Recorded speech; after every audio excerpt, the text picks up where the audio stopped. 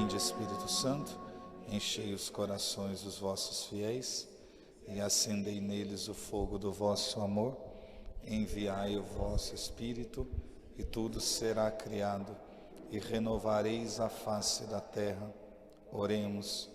Ó Deus, que instruíste os corações dos vossos fiéis com a luz do Espírito Santo, fazei que apreciemos retamente todas as coisas segundo o mesmo Espírito e gozemos sempre de sua consolação. Por Cristo Senhor nosso. Amém. Estamos reunidos em nome do Pai, do Filho e do Espírito Santo. Sentar um instantinho.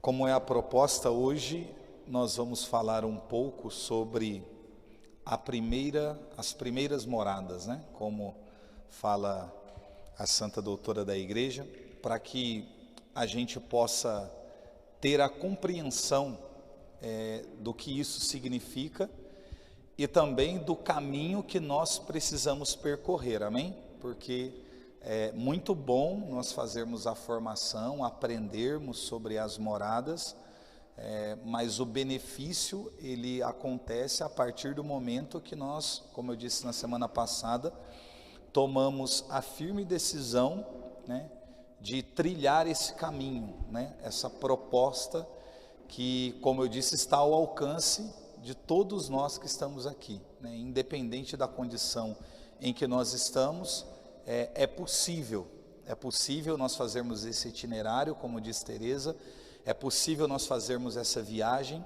é possível nós darmos os passos para que a gente possa conhecer, se aproximar ainda mais do nosso Deus.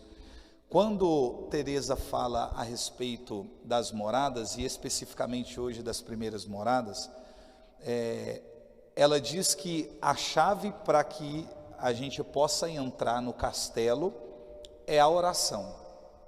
Não existe outro meio, né? Não existe outra forma. Por isso que eu frisei bastante na outra semana, falando a respeito da vida de oração, dessa busca que nós precisamos ter, porque ela é a chave para que a gente comece, né, a visitar aí as primeiras moradas e a gente possa progredir, né, nesse caminho de perfeição, nesse chamado que Deus tem nos proporcionado nesse tempo. Então, a chave do castelo, nós sabemos, não tem outra, é a nossa vida de oração, a contemplação, a meditação. Agora, quando Teresa fala, né, recapitulando sobre o castelo interior, fala a respeito da condição da nossa alma. Então, nada mais é do que você mergulhar dentro de si mesmo, né? É uma visita que você faz no seu interior. Só que muito mais do que pelo fato de você se conhecer. Existe algo que é muito mais importante até do que isso, que na verdade isso acontece mediante uma outra condição, é você se aproximar de Deus. Porque se ela fala que as moradas, a nossa alma, ela é como um diamante, e o rei, o Senhor, ele está lá no centro, né? Como ela diz, nem em cima, nem do lado, está no centro, no meio. E as moradas são esses lugares a serem visitados em torno, né, dos aposentos reais, do aposento real, né, aonde estão esses lugares a serem visitados. À medida que você vai avançando, que você passa das primeiras moradas para as segundas, terceiras e assim consecutivamente, toda essa escuridão ela vai sendo dissipada e essa luz você vai enxergando, né, com mais nitidez. Essa luz ela te alcança de maneira ainda mais intensa, então você passa a ver nitidamente. Então há uma aproximação, né, nessa trajetória que você faz, uma aproximação do seu Senhor. Então, à medida que a gente avança, né, aquilo que é obscuro, aquilo que está embaçado, né, vai dando lugar a essa luz. A luz que emana do aposento real, ela irradia por todo esse cristal, mas a nossa condição, não a condição da luz em si, ou a condição do cristal em si, mas a nossa condição, qual é a nossa condição muitas vezes? Na nossa situação de falha, de erro, de pecado, a maneira com que nós nos aproximamos desse castelo e que nós estamos, quando adentramos a primeira morada, é aquilo que faz com que muitas vezes nós não entendamos a grandeza do que tudo isso significa, do que tudo isso representa. Portanto, exige muito de nós, exige muito de nós. Não é algo, repito, que podemos fazer coletivamente, né? A formação, tudo bem, aqui a gente junta, é formado, a gente estuda, se empenha, mas não é algo que a gente vai fazer de maneira coletiva. Por quê? Porque o poder de decisão que nós temos é diferente. A determinação no meio de todos nós que estamos aqui é diferente. O sim que nós damos, a palavra que nós empregamos é diferente, né? Por mais que todos digam aqui, não, sim, eu quero, eu vou me esforçar, eu vou fazer, esse é o desejo da minha alma, esse é o meu anseio, por mais que seja unânime esse discurso no nosso meio, nós sabemos que na hora de colocar em prática, nem todo mundo vai manter a decisão ou manter a palavra liberada. Eu queria chegar justamente aqui, para que a gente adentre nas primeiras moradas. Por quê? Porque quando nós ouvimos uma proposta, e a proposta que nos é apresentada, ela nos toca, ela mexe conosco, ela provoca em nós sentimentos bons, mexe com a nossa fé, é algo que nos motiva, que nos impulsiona, nesse exato momento, nós sempre temos a tendência de dar o nosso sim a Deus.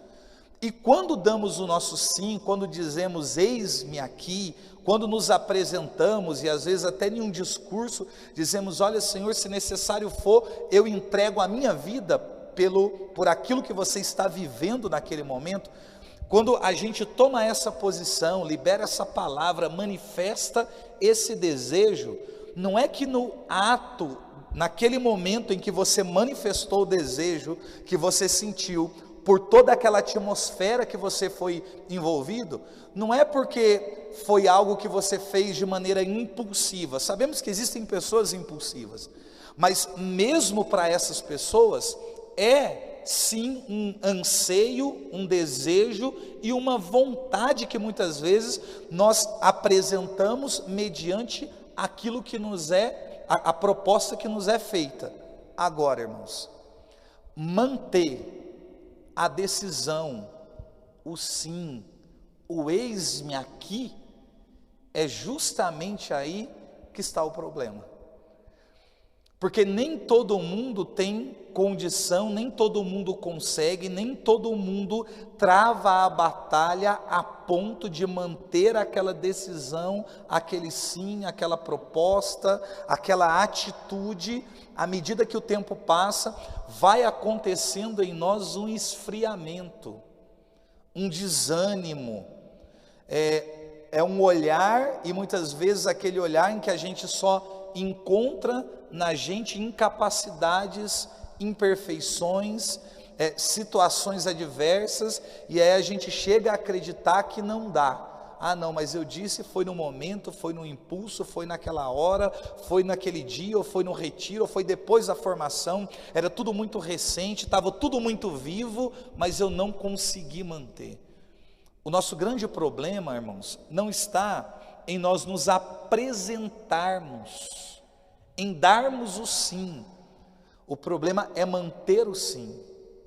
O problema é manter o chamado, o problema é manter a vocação, o problema é ser perseverante, insistente, persistente, de travar realmente uma batalha.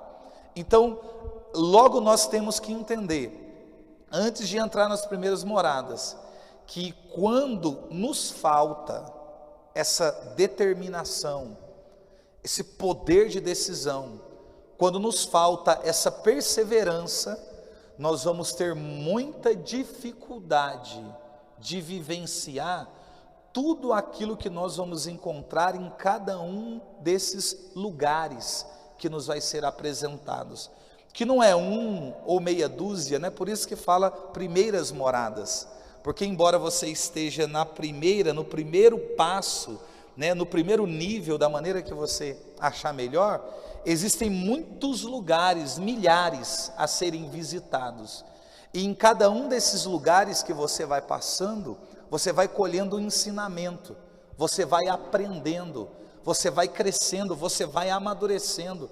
Então é uma disposição que precisamos ter, em que nós temos que ter a coragem de nos permitirmos, você se permitir vivenciar tudo aquilo que te é proposto, por mais que não seja inicialmente nítido, por mais que inicialmente algumas coisas fujam da nossa compreensão, porque isso é natural, fujam da nossa compreensão, por mais que em alguns momentos você não vai ter aquela motivação, aquele ânimo, aquela vontade, mas porque você deu o seu sim, porque você decidiu, você vai ter que se esforçar e permanecer, para que você possa continuar progredindo e evoluindo, porque um dos erros que na atualidade se comete muito, é nós pensarmos na fé, no progresso espiritual, sempre no campo do sentimento. Se eu tenho vontade eu vou, se eu estou animado eu vou, se tudo cooperou bem, se tudo deu certo eu vou, se tudo está funcionando, eis-me aqui, eu me prontifico, né? Por quê? Porque eu estou animado, porque está tudo dando certo, porque eu estou empolgado. Existem pessoas que infelizmente, elas vivem à base de injeção de ânimo. Você tem que ir lá, sentar com a pessoa, ter uma conversa com ela, aí você tem uma conversa, ela sai extremamente motivada da conversa que teve. Você mostrou um caminho, apontou uma direção, fez uma correção, auxiliou em um problema, rezou junto com a pessoa. Então, a partir daquele momento, a pessoa está extremamente motivado ou motivada. Ela vai. Aí passa um mês, ou 2, ou 15 dias, para outros até uma semana. Ela volta para aquele estado que ela estava antes da primeira conversa. E aí você tem que sentar de novo com ela, e aí você vai lá. Existem pessoas que são viciadas em injeção, como quem é viciado em medicamento. Ela é viciada naquela injeção de ânimo, ela está todo o tempo pedindo para que as pessoas deem sempre um empurrão, um ânimo. Tem gente que só vai assim, empurrado, sendo motivado por alguém. Gente, esse tipo de comportamento dentro da igreja nunca vai nos levar a progresso nenhum, muito pelo contrário. Normalmente essas pessoas, vai chegar um tempo aonde as pessoas que a motivava vai acabar se afastando, porque vai entender que a pessoa não quer absolutamente nada, e a pessoa que agora não tem ninguém próximo para poder motivá-la, ela vai ficar ferida, magoada, frustrada, porque todo mundo se distanciou, né? Então existem muitas coisas em nós que nós precisamos mexer. Agora, quando que nós começamos a observar as nossas atitudes, os nossos comportamentos, as nossas ações, as nossas manias, as nossas paixões, as nossas inquietações, os nossos pecados, porque muitas vezes nós estamos em um estado de pecado tão deplorável, que nós perdemos o temor a Deus no nosso coração, e nós passamos a ter aquilo que é errado como que por certo. Ou seja, aquilo que de repente a primeira vez que você cometeu, e que de repente aquilo te feriu, era algo que doeu a sua alma, de repente veio uma segunda, uma terceira, uma quarta, uma quinta, uma sexta, e lá na frente aquilo que te oprimia, te sufocava, te preocupava, aquilo que fazia doer, você já consegue cometer o mesmo pecado, só que agora você tem tranquilidade. Existem pessoas que conseguem ter a consciência tranquila, entre aspas na palavra tranquila, né? Mas consegue, como se aquilo fosse comum, porque perde o temor a Deus dentro do coração. Agora, quando é que nós percebemos quando quem realmente somos? Porque muito se faz essa pergunta, principalmente quando se faz formação sobre crescimento espiritual, né? Sobre maturidade espiritual, sobre formação humana. Quem somos? Né? Quem você é? Você se conhece? São sempre perguntas que dão um nó na cabeça da gente. Sempre dá um nó. Só que Teresa explica isso muito bem.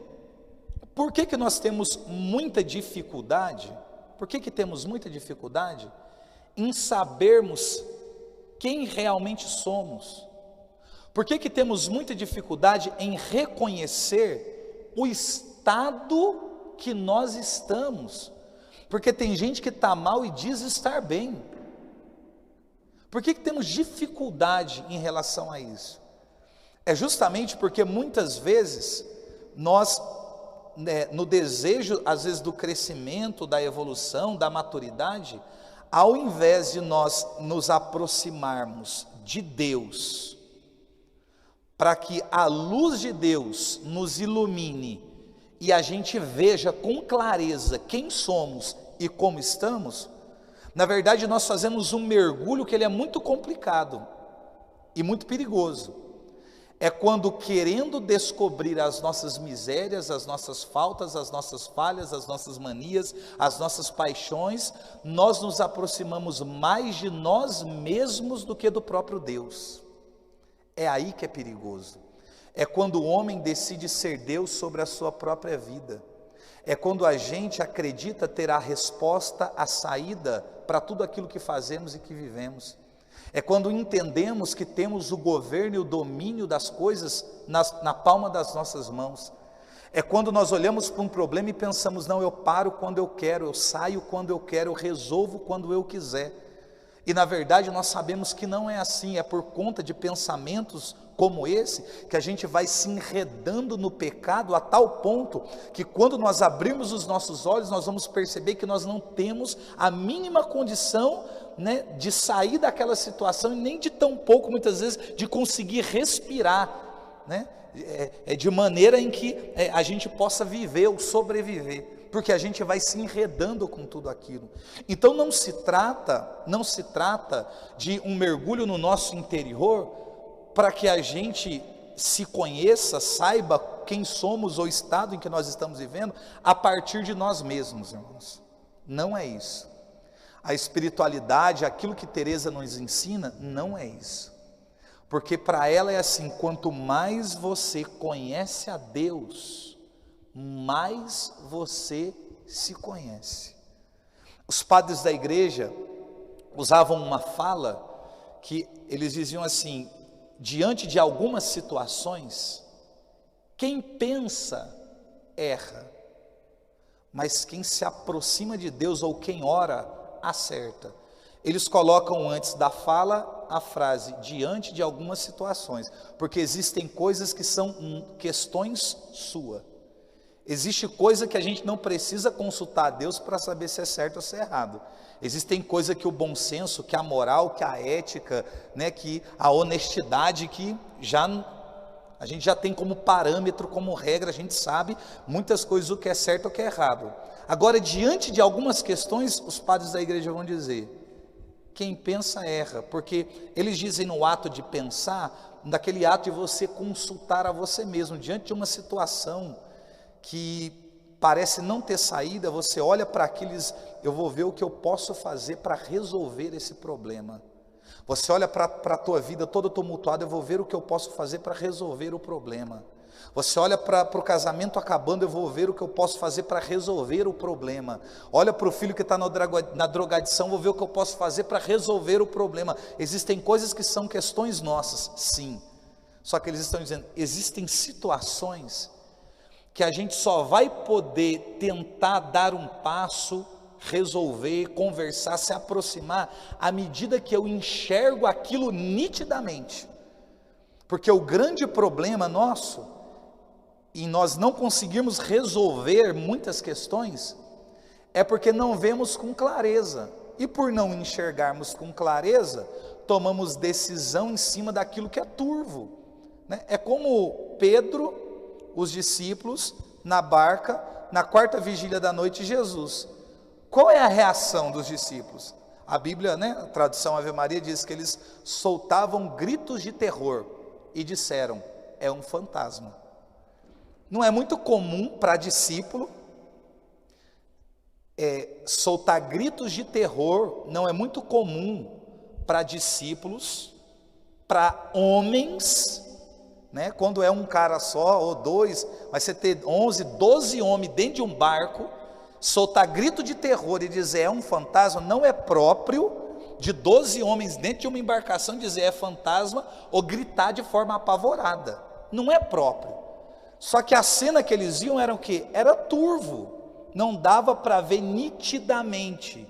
Então, como não era nítido aquilo que eles estavam vendo, a atitude que eles tiveram foi a pior possível: se desesperar, gritar e pensar que Jesus era um fantasma. E eram homens que caminhavam com o mestre, a ponto de Jesus dizer: tranquilizai-vos, sou eu. E aí Pedro, não satisfeito, diz: se és tu, não reconheceu, né, fisicamente, até por conta da característica, né, do horário, a hora avançada, não deu para reconhecer. E quando fala, tranquilizai-vos, sou eu, o que Pedro diz? Se és tu, ele está duvidando, ele ainda não tem certeza se é Jesus. Se és tu, manda-me ir sobre as águas até junto de ti. Olha para você ver o problema de quem está distante, ou olha para você ver a situação de quem ainda está nas primeiras moradas. Aquilo que a gente vê muitas vezes não é nítido, e a voz que nós estamos ouvindo, embora seja o próprio Deus falando conosco, ainda temos dúvida. Temos dúvida porque Jesus está longe? Não, temos dúvida porque nós estamos longe. Por isso que Pedro diz: se és tu, manda-me ir sobre as águas até junto de ti. Aí Jesus diz assim: vem. Aí Pedro tem que ter a coragem de sair do lugar seguro, aonde ele sente, ainda que a embarcação, para pôr o pé na incerteza, porque são as águas, pôr os pés em cima das águas e caminhar em direção a Jesus. O mesmo Jesus que chamou Pedro, que estava num lugar seguro na embarcação, gritando, apavorado com os discípulos, o mesmo Jesus que disse vem para Pedro, foi o mesmo Jesus que disse vem para Teresa. Só que agora não tem um barco, agora existe um castelo, só que ela tem que caminhar em direção ao mestre. E à medida, se vocês perceberem que Pedro vai se aproximando, o primeiro passo de Pedro é um passo incerto, não é? O primeiro passo de Pedro é um passo duvidoso. O primeiro passo de Pedro é um passo na insegurança, porque ele ouviu a voz do mestre dizendo vem, mas ele disse: se és tu, há dúvida, ele não vê com clareza, a voz, a distância que Jesus está, não chega de uma maneira em com que ele consiga identificar o timbre da voz do Senhor para dizer não, eu não vejo bem, mas a voz é do mestre, ele também não consegue fazer essa identificação, mas quando Jesus diz vem, Pedro tem a coragem. Irmãos, sabe o que eu penso? O que é que leva um homem que não tem certeza, que pensa que está diante de um fantasma, um homem que ouviu uma voz, que não sabe se é ou se não é do mestre, dizendo a ele vem, o que levou esse moço chamado Pedro sair do barco e pôr o pé, o primeiro passo na água? É esse sentimento de Pedro, vocês estão entendendo? Porque enquanto ele está na barca, é grito, é pavor, é fantasma, mas quando Jesus diz vem, ele põe o primeiro pé. Só que nesse ato de dar um passo, há uma aproximação, ainda que seja de 1 metro, ou quase 1 metro, um passo de um homem, mas à medida que você dá um passo, e outro, aquilo que não dava para identificar, passa a ser identificado. Então, à medida que Pedro deu o primeiro passo, que é o passo muito difícil, porque Pedro poderia colocar o pé na água, olhar, ainda não ver com nitidez e não reconhecer a voz, e dizer o quê? Vou voltar. Que é o que acontece nas primeiras moradas. Pôs o pé na água, volta para o barco. Põe o pé na água e volta para o barco. Como quem diz, a embarcação ainda é um lugar seguro. Aqui estão os meus irmãos, aqui eu estou acompanhado. Por mais que eu pense que é um fantasma, a gente esteja apavorado, eu vou sair sozinho andando num... Então, ele deu o primeiro passo. Esse primeiro passo é muito difícil. É como se fosse, fazendo uma analogia e uma comparação, as primeiras moradas que Pedro precisa, né? Nessa caminhada em direção ao Senhor, ele dá o primeiro passo. Quando ele dá o primeiro passo, Pedro ainda poderia pensar em voltar. Só que os passos de Pedro são passos de progresso. Pedro vai avançando, ele dá o segundo, dá o terceiro, dá o quarto. Aí ele chega em um estado, à medida que ele está caminhando sobre as águas, porque alguns estudiosos dizem que eram aproximadamente 30 metros que Jesus, a distância da barca e de Jesus, e para que Jesus chegasse naquele lugar, de onde Jesus estava rezando, ele tinha que ter andado 5 quilômetros para poder chegar ali. Então, se é 30 metros, se um passo que a gente dá é equivalente a 1 metro aproximadamente, Pedro tem que dar, para chegar até Jesus, 30 passos, pensando que cada passo é 1 metro. Ele dá o primeiro, à medida que ele dá, ele vai vendo com clareza. Só que chega uma hora que Pedro, quando deu o primeiro passo, que ele sentiu, opa, não afundei. Ele sentiu um pouco de segurança, ele progride.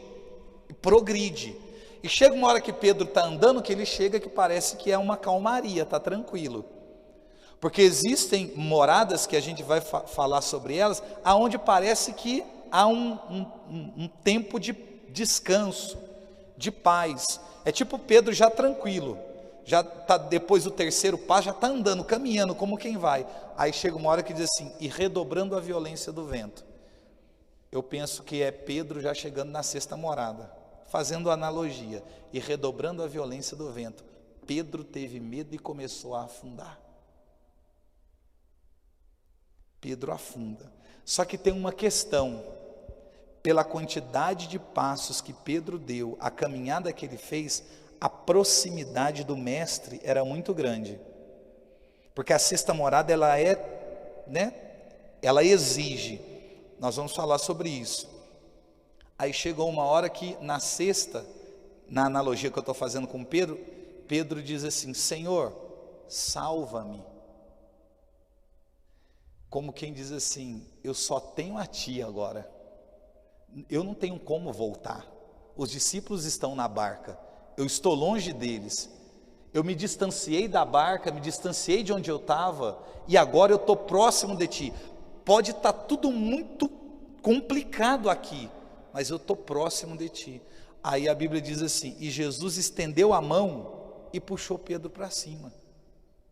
Jesus só estendeu a mão, Jesus não precisou caminhar, Jesus só estendeu a mão. Por quê? Porque Pedro chegou muito perto, tão perto a ponto de uma mão estendida conseguir segurar na mão de Pedro. Aí puxa Pedro para cima, ainda olha para Pedro e diz, né, homem de pouca fé. Ele deu 29 passos sobre as águas, gente. Eu nunca consegui dar mais do que um. E no primeiro afunda também, né, naquelas brincadeiras que a gente faz de tentar imitar Pedro caminhando sobre as águas. Mas Pedro está bem próximo, aí Jesus coloca Pedro do lado.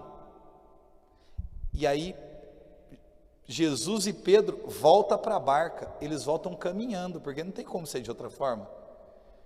Eu sempre, quando eu falo sobre Pedro, eu fico imaginando qual foi a conversa, que não tem na Bíblia, eu não encontrei nada na tradição da igreja, do diálogo entre Jesus e Pedro voltando para a barca. Deve ser a coisa mais linda do mundo. Deles voltando, assim, já está tudo seguro, está tudo tranquilo, aqui você está comigo, você chegou aonde você precisava chegar. No final de tudo, esse mesmo Jesus que disse vem para Pedro, disse vem para Teresa, e está dizendo vem para a gente. Agora, será que a gente, assim como Teresa ou como Pedro, a gente tem coragem de entrar? Pedro, no caso de pôr o pé na água, pela quarta vigília da noite? Teresa, de pegar a chave e abrir a porta do castelo. As primeiras moradas é quando a gente abandona os pecados, confessa os pecados mortais. É aquilo que ofende a Deus, aquilo que condena a nossa alma. É aquele momento em que a gente olha para a vida, o estado que a gente está vivendo, e há no nosso coração um desejo de romper com aquilo, um desejo de romper com aquilo. A gente olha para a nossa falta, olha para a nossa falha, olha para os pecados que a gente comete, ou os que nós estávamos cometendo, olha para toda aquela situação, e há no nosso coração um desejo de romper com aquilo. Só que é assim, não é só a questão de nós olharmos para a nossa vida, olharmos para a nossa situação e dizer, não, eu preciso confessar. Aí a gente vai, procura o sacerdote e confessa. Chega lá, confessa os pecados, recebe a absolvição, perdão dos pecados. Mas a questão é a decisão que nós temos. Isso é muito importante, irmãos. Se a gente não trabalha isso, a gente não consegue caminhar em lugar nenhum. É como se a gente ficasse a vida toda, entra no castelo e sai do castelo, entra no castelo e sai do castelo, nessa dinâmica a vida inteira praticamente. Essa decisão, porque vocês já perceberam, pelo menos comigo já aconteceu, e eu não vou dizer que são poucas vezes, muitas vezes, um sentimento após a confissão de que eu sou a pessoa mais miserável do mundo. Por quê? É quando você senta com o sacerdote e você confessa os mesmos pecados. Gente, eu não tenho pretensão nenhuma de vir aqui dar formação para vocês e dizer, olha, eu sou santo, eu sou bonzinho. Não, o Charles é terrível. É muito doloroso esse sentimento. E você quer ver uma miséria ainda pior, que eu já tive e eu já fiz isso? É quando eu procuro lá o Padre Sebastião, um exemplo, procuro o Padre Sebastião e confesso. Nos 10 pecados que eu confessei, tem 5. Aí daqui um mês, mediante a necessidade, eu voltei, tem mais 12 ou 30, mas aqueles 5 está ali. Aí de repente passou um ano inteiro, 1 ano e meio, aqueles 5 me acompanhou o ano inteiro. Aí porque eu não consegui vencê-los, eu mudo de padre. Eu falo, não, eu vou mudar o padre. Porque dá até a sensação que o sentimento de gente, que o próprio sacerdote, é um sentimento humano, da gente. Que muitas pessoas já partilharam comigo a mesma coisa, o sentimento de assim, nossa, o padre não aguenta mais me ouvir confessar a mesma coisa toda vez. Aí às vezes a gente prefere mudar de padre do que enfrentar de verdade os nossos limites. Irmão, isso na gente é terrível, isso é muito complicado. Porque a questão não é mudar de um sacerdote para o outro, não, a questão não é essa, nós sabemos, a graça do sacramento, que não tem como falarmos de moradas sem os sacramentos são a artéria da igreja, não tem como. Agora, eu confesso, agora estou em estado de graça, mas não há uma decisão em romper, em abandonar, em quebrar, a gente vai ficar a vida inteira entrando e saindo, a vida inteira. Porque às vezes nós temos o desejo de ir sim confessar os nossos pecados, só que nos falta o desejo de lutar verdadeiramente contra eles, que é uma coisa que não depende do sacerdote. A função do sacerdote em relação a isso é outra. A condição da decisão, ela é nossa, não tem como ser diferente, é uma condição nossa. Se nós soubéssemos as dores que nós causamos no nosso Senhor com os nossos pecados, as nossas faltas, a nossa negligência, o pecado mortal que nós cometemos, se você entendesse a sujeira, né, que isso provoca, irmãos, nós pensaríamos, nós lutaríamos para a gente viver de maneira diferente que a gente vive. Eu conversava até com o Edmar numa partilha antes de vir para cá, e disse para ele, a pouca disposição pelo caminho de perfeição, pela santidade que é manifestada na atualidade. É muito pouco a disposição, e entre aqueles que dizem, são poucos os que dizem, os que falam, os que anseiam, que desejam santidade. Entre esses que manifestam verbalmente esse desejo, os que realmente fazem alguma coisa para isso, o número é ainda menor. Aí eu conversava com ele, a gente olha para a vida dos primeiros, os padres nos primeiros séculos, muita coisa eles não tinham que por alcance, muita coisa não tinha evoluído como nós temos na atualidade.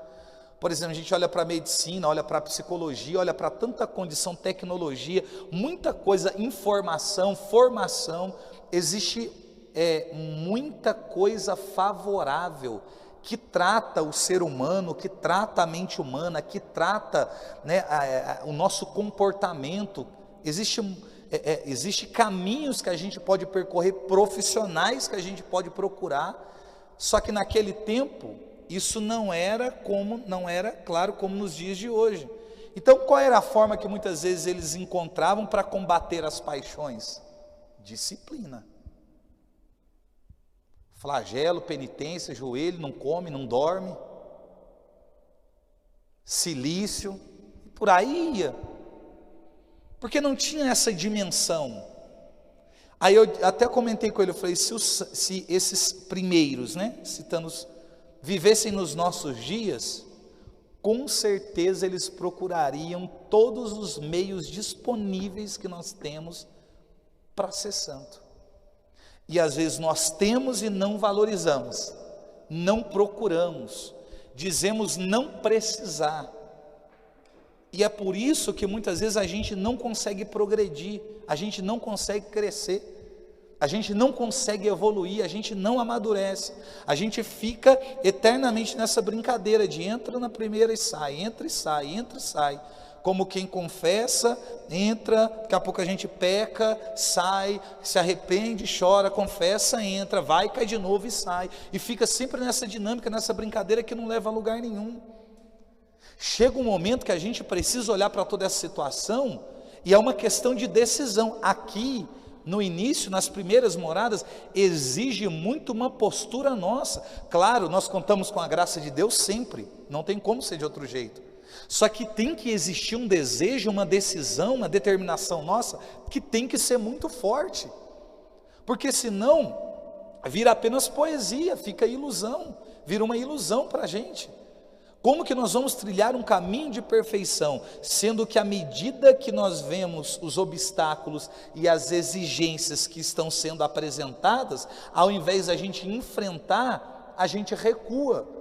Porque é sempre assim, à medida que você entra no castelo, à medida que você confessou os seus pecados, à medida que você abandonou os pecados mortais, à medida que você está nesse caminho, nesse início de caminho de perfeição, você vai se aproximando da luz. À medida que você se aproxima de Deus, você se enxerga, você se vê. Então é como se a máscara caísse, a venda saísse dos olhos. Então você começa a enxergar suas imperfeições, seu defeito de caráter, as suas faltas, as suas falhas, quem você é, como você está. E tem gente que diante daquilo que vê assusta e volta. Assusta e volta. Fica assustado com aquilo que está vendo. Fica assustado com aquilo que está descobrindo. Tem gente que se assusta e ao invés de enfrentar, ao invés de progredir, a pessoa faz o que? Ela desanima e se entrega. Então ela sai e volta para a mesma situação que ela estava antes. Isso é muito doloroso. Irmãos, isso é muito doloroso. Eu vivi, como todo mundo tem uma história e traz uma história, cada um na sua forma, mas eu vivi uma vida em um estado deplorável. Em um estado deplorável. e eu sei, eu ainda conservo vivo e muito atual, o sentimento, tudo que eu vivi naquele dia em que eu entendo que foi o meu primeiro encontro com o Senhor, meu primeiro contato, assim, de uma maneira que eu dissesse, nossa, agora eu sei quem é Deus, ou pelo menos eu senti algo que vem da parte de Deus. Eu sei o estado, porque por conta da situação de estrago que a minha alma estava, do distanciamento que eu estava de Deus. Porque imagina você em contato com o Senhor, né, mesmo que em um momento de oração, no formato que seja, mas você entra dentro de um ambiente, você se sentindo sujo, tendo tirado a vida de gente, tendo sido preso, tendo usado droga, tendo feito tudo que não prestava. Quando a pessoa me dizia assim, olha, entrega a sua vida para Jesus, sabe qual era o meu pensamento? Deus nunca vai aceitar uma pessoa como eu. Eu não conseguia pensar, nossa, que bom. Não, eu não tinha esse pensamento. Por quê? Eu não sei se já aconteceu com você, quando você passa por alguma situação e parece que a sua vida ela passa meio que em questão de segundo na mente, assim, diante dos olhos, parece que passa uma história rapidamente. Foi o que aconteceu comigo naquele dia, só que eu só via tragédia. Quais as tragédias? As que eu estava envolvido, da minha história de vida. Tudo que não prestava, toda tragédia. É como se naquele momento eu tivesse tido a consciência da gravidade das coisas que eu tinha feito, porque eu já estava em um estado de pecado tão grande, em que eu fazia as coisas de maneira muito simples, muito comum. Desrespeitar uma pessoa era muito comum, não ter amor nem pela minha própria mãe era muito comum, eu olhar para uma pessoa como objeto era muito comum, eu dizer que ia tirar a vida de uma pessoa era muito comum, eu ir para uma delegacia e sair preso e sair era uma coisa muito comum, tipo assim, questões naturais, era comum, ver crime, ver morte, ver prostituição, era coisa tudo muito natural, infelizmente. Então eu vivia nesse meio, praticava essas coisas e não ficava no outro dia assim, nossa, por que eu fiz aquilo? Nossa, não devia, não tinha esse sentimento de arrependimento, de nada, era tudo muito tranquilo. Quando eu entro naquele ambiente que eu ouço uma proposta diferente de tudo que eu tinha visto na minha vida, qual foi o meu sentimento? Eu vi tudo aquilo passar e começou a doer. Qual dor é essa? Do arrependimento. O arrependimento que eu não tive lá atrás, naquele dia, naquela cena, naquele lugar, naquela situação, com aquelas pessoas, eu comecei a ter naquela sala, tudo ao mesmo tempo. Gente, é doloroso. Me deu um sentimento de que eu ia morrer de tanta dor dentro do meu interior. A hora que eu tive noção, que foi claro, aquilo que eu tinha feito, aquilo doía em mim, veio sobre mim um sentimento de culpa muito grande. E aí quando alguém diz assim, Deus pode mudar a sua vida, eu com consciência do que eu tinha feito, mesmo com arrependimento, mas com aquela culpa, uma mistura de sentimentos no momento, que eu escuto alguém dizer que Deus pode mudar a vida, Deus pode transformar, que Deus... Eu falei assim, Deus nunca vai aceitar uma pessoa como eu. Esse era o meu sentimento. Não tem como que Deus vai... O que eu fiz é imperdoável. As minhas decisões são imperdoáveis, a minha vida não tem conserto. O sentimento que eu tive foi esse. Aí eu disse uma palavra não, fiz uma oração, né? Eu disse, Deus, se Tu és Deus, muda a minha vida. Só. Eu não conseguia rezar mais, até porque não dava, diante do que eu via, do que eu ouvia, da confusão de sentimentos, na dor dentro do meu interior, aquilo apertava. Acabou o momento, eu fui para casa. Como é que dorme? Não dorme, porque vem tudo aqui. Só que aquele contato trouxe uma paz, a palavra é essa, paz, dentro do interior, que eu nunca tinha sentido, nem o vazio que eu procurava preencher com droga, com prostituição, com briga, com qualquer coisa que fosse, ou bebida, né, os vazios que a gente tenta preencher de alguma maneira, né, nunca me deu aquela paz. E aí eu olhava para toda aquela proposta de vida que eu vivia a minha vida toda, que era comum e que era muito atraente, eu gostava de viver daquela maneira, ao mesmo tempo que eu queria voltar, eu pensava, mas lá eu nunca senti essa paz que eu estou sentindo aqui dentro. E o desejo de manter essa paz no interior e olhar para toda aquela condição foi o que foi fazendo eu progredir. Eu fui entender isso lendo justamente o Castelo Interior. Por quê?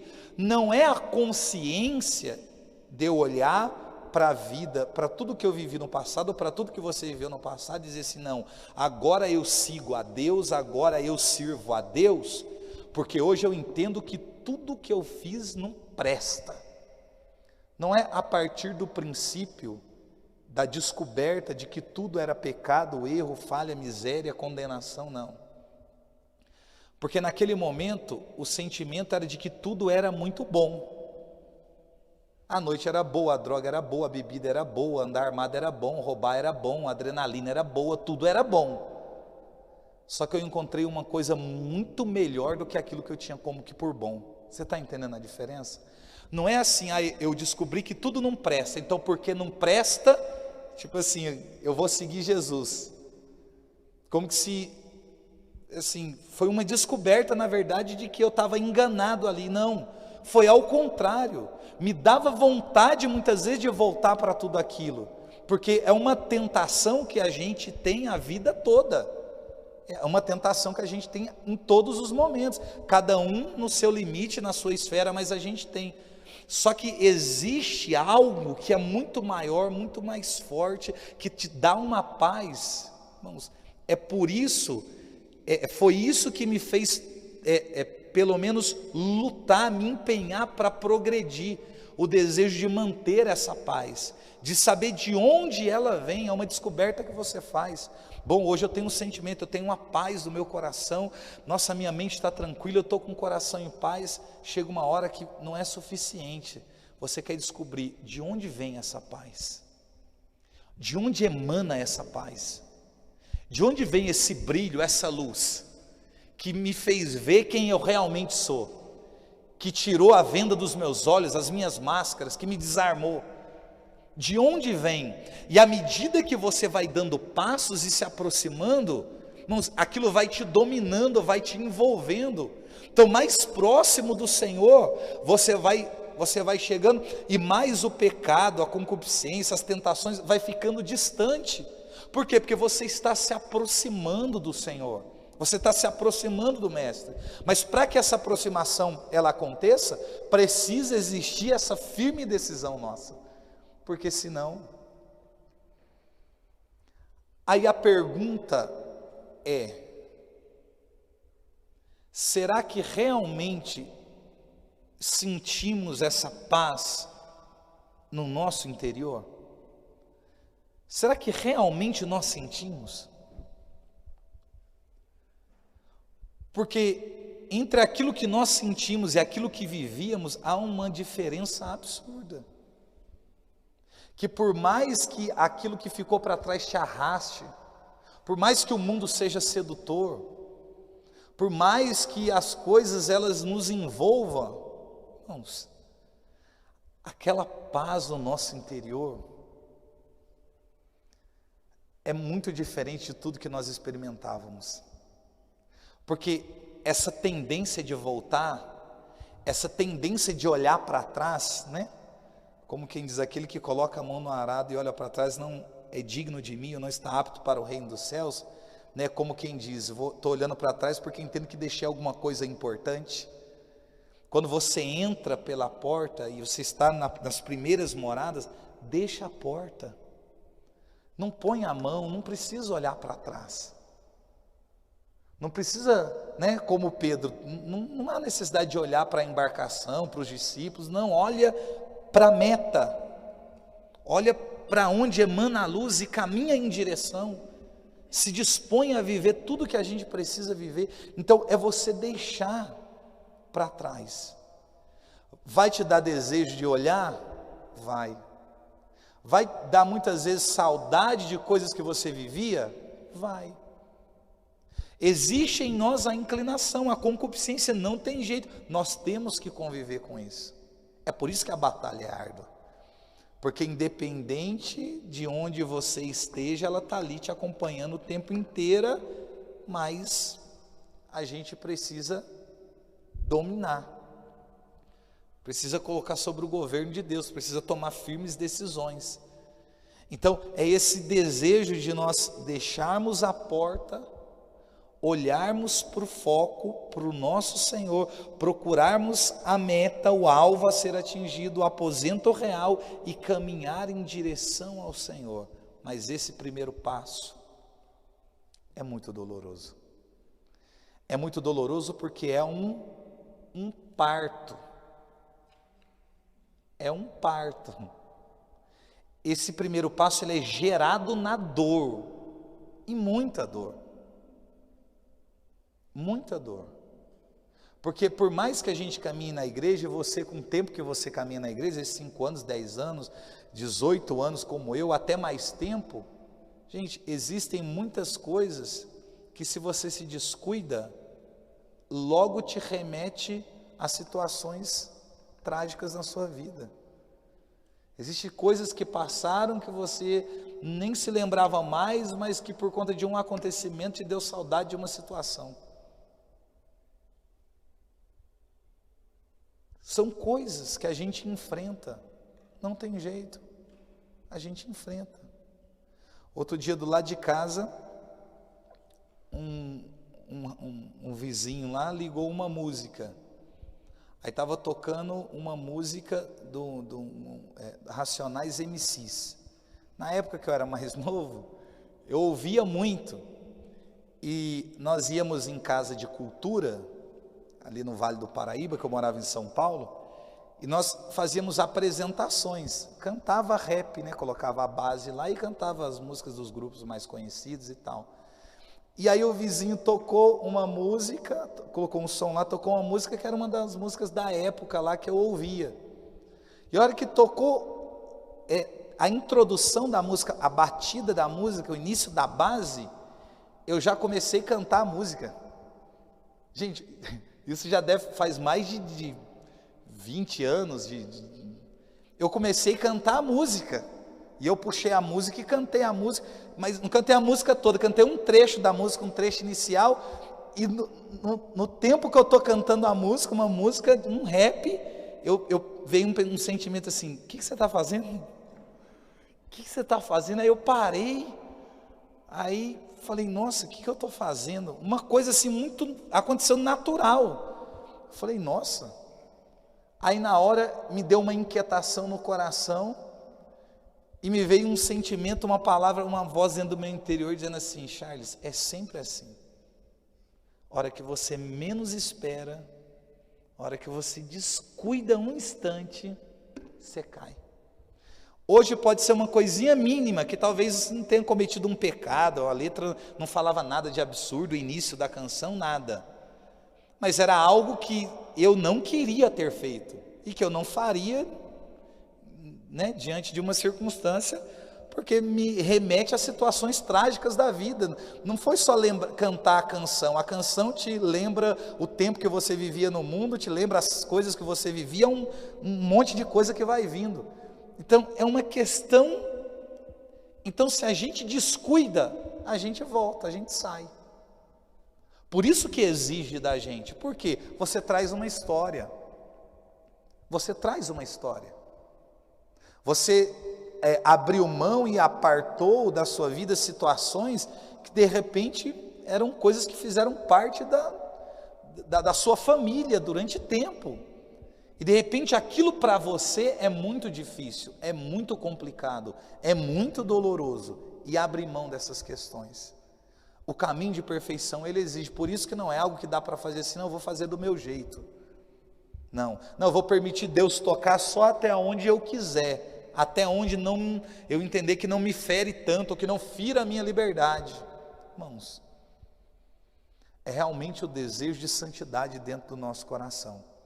Se não houver o desejo de ser santo, a gente vai fazer toda a formação simplesmente pelo fato do conhecimento, de querer saber, de conhecer, de aprender. O que eu entendo que não é tão valioso. Eu entendo que o valor maior está quando nós nos propomos a fazer o que estamos fazendo, mas que existe no nosso coração o desejo de santidade. Por mais que a gente seja fraco, miserável, pecador, o desejo de santidade está dentro do nosso coração. Está dentro do nosso coração. É por isso que na época, Teresa recebeu até algumas críticas, e até depois por alguns teólogos, pela maneira com que ela fala a respeito do castelo interior, né? O nosso corpo como a muralha do castelo, a nossa alma como esse diamante, e lá no aposento real, lá dentro, como que no centro da alma, está a figura do próprio Deus, como um Deus que mora na nossa alma. À medida que Teresa vai falando, ela chegou a receber críticas de teólogos, por conta da maneira com que ela se expressava, né? Justamente porque é perigoso, a gente vai entender isso mais claro nas sextas e nas sétimas moradas, né? Quando tratarmos de coisas mais místicas e tal. Mas porque quando a gente peca, quem peca não é a nossa carne, né? Antigamente, muitos, né, que tentaram trilhar o caminho de perfeição, acreditavam o quê? Que o corpo é a prisão da alma. Era a mentalidade de alguns filósofos até. O corpo é a prisão da alma. Então a alma é boa e o corpo é má. Então quem peca não é a alma, quem peca é o corpo. Enquanto o corpo peca, a alma sofre. Então isso não é doutrina, não serve como base para a nossa doutrina, tá? Mas houve durante um tempo esse tipo de pensamento. Então o que muitos chegaram a acreditar? Então se a alma ela é lesada quando o corpo peca, né, fazendo aí uma dicotomia, uma separação, castiga o corpo. Que para muitos a dinâmica era essa: quanto mais você castiga o corpo, mais você santifica a alma, porque o corpo é o que está fazendo mal para a sua alma. Então castiga o corpo é inimigo. O corpo é inimigo. É até curioso, a título de informação, por exemplo, quando Francisco de Assis morreu, alguns que escreveram sobre a vida de Francisco diz que quando Francisco morreu ali ao lado da Porciúncula, daquela igrejinha que o Senhor pediu para ele construir, né, o Senhor disse: reconstrói a minha igreja, né? A visão que ele teve do Senhor falando com ele lá diante da cruz de São Damião, e ele pensou que era para construir uma igreja mesmo, e construiu lá, né, a Porciúncula, que significa pequena porção. Ele morreu ali do lado da Porciúncula, e antes de dar os últimos suspiros ali, diz que apareceu um anjo para Francisco e disse para Francisco: Francisco, Francisco. E quando chama assim duas vezes é tipo uma atenção, né? Pedro, Pedro, né? Francisco, Francisco. Se você tivesse cuidado mais da sua saúde, você poderia ter ajudado mais pessoas. Gente, nós estamos falando de Francisco de Assis. Francisco de Assis, estando para morrer, recebeu uma repreensão do anjo. Se você tivesse cuidado da sua saúde, você poderia ter feito ainda mais do que você fez. Santo, um imitador de Jesus Cristo, grande homem, sem dúvida, mas só para vocês verem, né, que os acontecimentos em torno da vida dos santos, a mentalidade de cada um. Não que Francisco tivesse essa mentalidade de castigo do corpo, não é isso, porque senão a igreja não teria dito, né, como diz que ele é santo e é santo, não teria feito isso. Mas só que Francisco foi um homem muito penitente, muito penitente, muito penitente. Isso pode-se dizer que de repente ele tenha feito algum exagero ou outro? Pode ser que sim, pode ser que tenha feito algum exagero ou outro, porque, gente, é um ser humano, nós estamos falando de super-herói, Não é um outro Deus encarnado, não, é um ser humano que está sempre, tem as suas, no desejo de agradar a Deus, de fazer a vontade de Deus. Muitas vezes a gente fica em débito e muitas vezes a gente se excede. E aí eu uso uma frase que é da espiritualidade monástica, que eu já usei com vocês aqui em outra formação. Os monges dizem: todo excesso tem origem nos demônios. A vida do caminho de perfeição é a vida de equilíbrio. De equilíbrio. Então, essa condição é entendida diferente lá na frente. Então, muita gente vão penitenciar o corpo, vão usar silício, vão fazer flagelo. Não que a gente não possa adotar, né, não possamos fazer penitência na atualidade, né? A igreja não diz que a gente não pode fazer.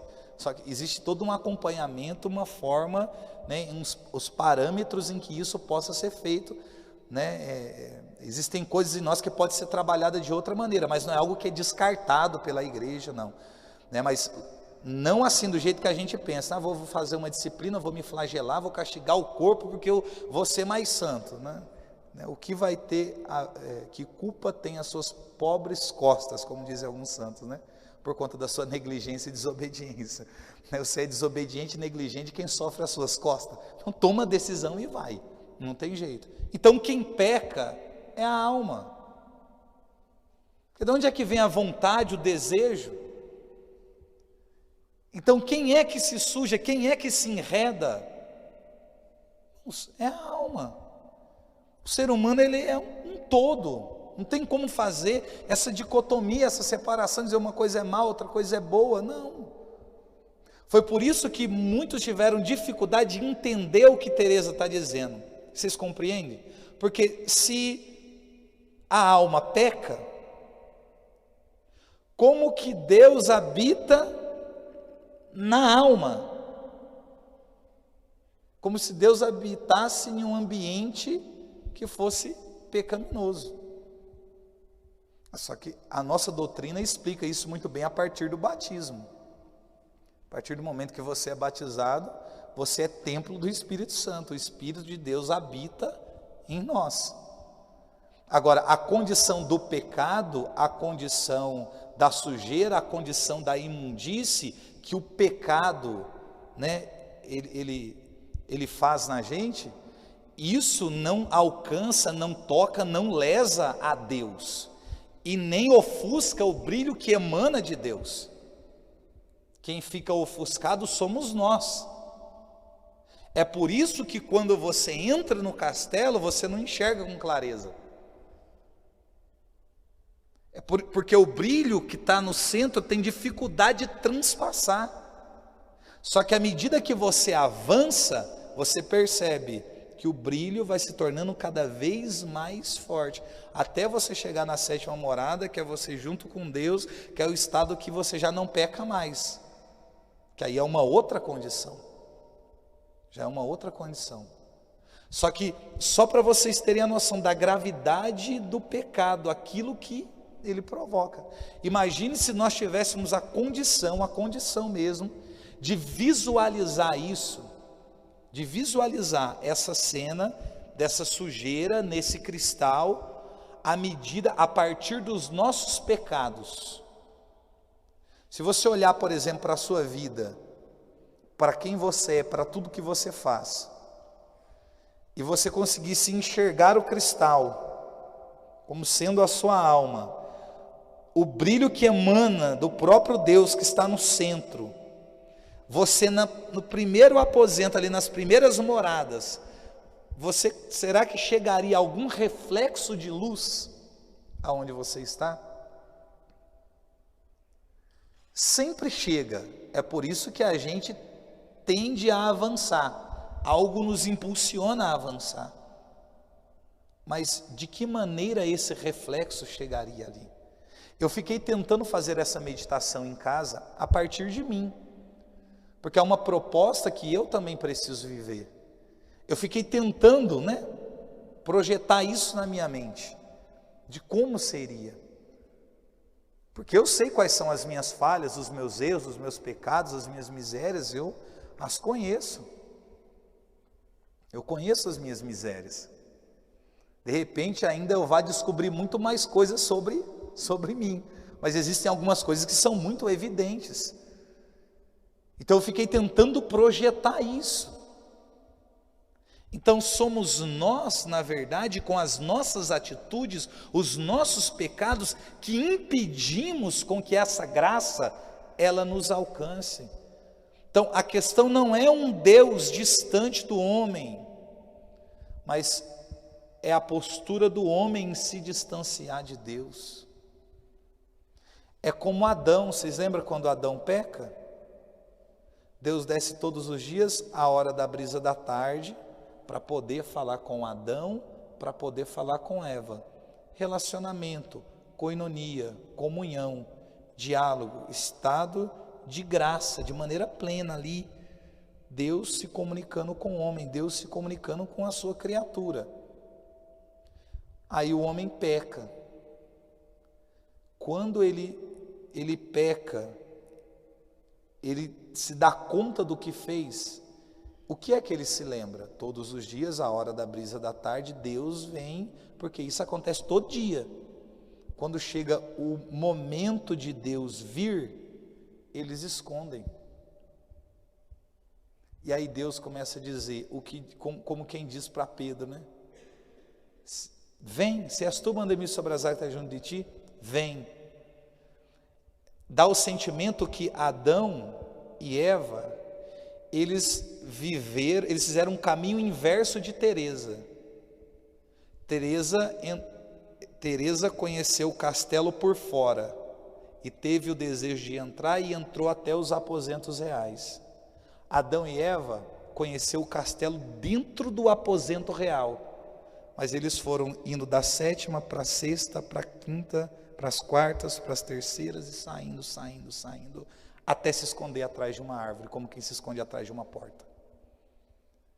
E Deus dizendo, Adão, cadê você? Aí ele disse, aqui, Senhor. Aqui aonde? Porque eu te procuro aonde eu sempre te procurei, eu tento te ver aonde eu sempre te vi e não te vejo. Aí diz, aqui, atrás das árvores, ele está escondido de Deus. Ele saiu daquele lugar e se escondeu de Deus. E aí, Deus começa um caminho nas Sagradas Escrituras, onde Deus começa a procurar o ser humano, se aproximar do ser humano, para dar ao ser humano a possibilidade de retomar o caminho, de fazer o caminho novamente. Aí vocês lembram que Adão e Eva saem para fora do Éden, Deus coloca anjos para guardarem ali a entrada, com espadas e tudo, coloca ali. Para quê? Para que ele não possa entrar. Porque no estado em que eles estão, eles não podem estar naquele determinado lugar. Enquanto eles não mudarem a postura, enquanto não houver um arrependimento profundo, enquanto não restabelecer a comunhão, enquanto não confessar o pecado, enquanto não fizer um caminho, eles não vão poder entrar novamente dentro do Éden. Então, depende muito da maneira com que nós estamos. A maneira em que estamos, a situação em que estamos, o progresso em que fazemos, é o que vai determinar a passagem de uma morada para outra. O triste para mim é sempre Adão. Eu olho para Teresa e lembro de Adão por conta disso. O homem que fez o caminho inverso. Todo mundo entrando, e Adão saindo. Imagine o desejo, né, o anseio de Teresa ou de outros santos que, né, nós podemos enquadrar nesse caminho também, né, proposto por Teresa. Quando você avança das primeiras para as segundas, das segundas para as terceiras, quando você chega nas sextas moradas, onde Teresa, por exemplo, é transverberada, aí chegar na sétima, um estado onde o pecado já não alcança mais, santidade, estado de graça. Imagine esse progresso, como isso é bom. Agora, a decadência é terrível, porque enquanto você caminha em direção ao Senhor, enquanto você se aproxima, a alma está inquieta, o desejo, o anseio, é a vontade, são as descobertas, é o crescimento, é a melhora, é a nossa maturação, é a nossa evolução, é a nossa santificação, porque você está progredindo, avançando. Agora imagina Adão voltando, aquilo que ele enxergava com clareza não enxerga mais, Deus aparecia para ele, agora não aparece mais, ele ouvia a voz de Deus, agora não ouve mais, ele falava com Deus todo dia, agora não fala mais, para falar tem que matar cordeiro, tem que fazer sacrifício, não havia maldade, mas agora há, não havia pecado, mas agora existe, então, caminho inverso, que é feito, até Adão chegar no estado em que é colocado para fora do Éden, como quem é colocado para fora do castelo. E aí Adão representa a humanidade, é a humanidade fora do Éden.